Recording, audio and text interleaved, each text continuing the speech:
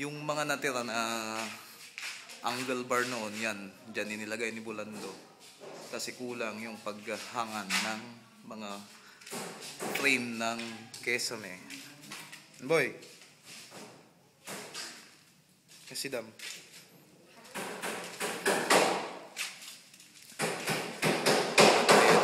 Nagkulang pa dito.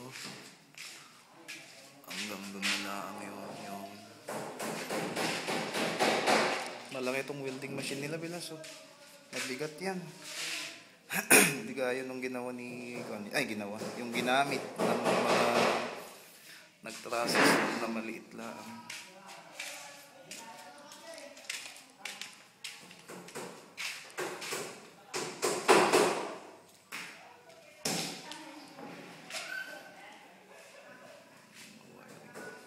Kitchen to, Bilas.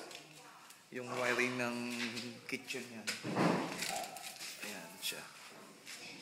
Wiring ng kitchen. Ito naman yung ginagawa nila, tipeng. Ayan. Matigas din to, Bilas eh. Ayan, nahihirapan din talaga silang gumawa ng hagda-hagdan na yan. Hanggang dyan. Video ko dun sa side para makita mo.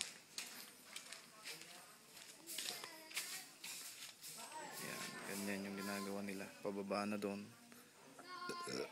Nilalagyan na ng hagdan doon.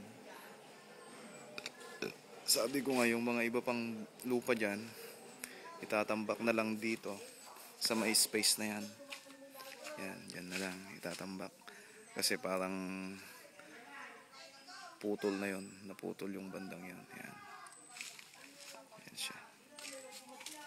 At saka mga yan, pinapaalis ko pang mga yan, Bilas. Yung mga natirang ugat,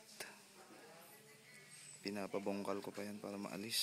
Yan, baka kainin pa ng anay yan, papasok pa sa ilalim ng lupa, mapupunta sa bahay yan. Gusto mo yan, Bilas?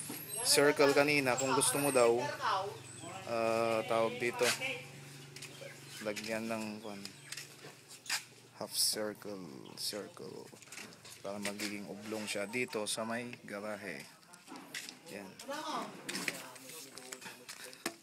Unahin mo daw yung kusina, Chong. Okay? Chong! Kumita ka tumingin ka Bakit? Yan. Unahin mo daw yung kusina para masukat na yung hanging cabinet. Okay? Okay ba?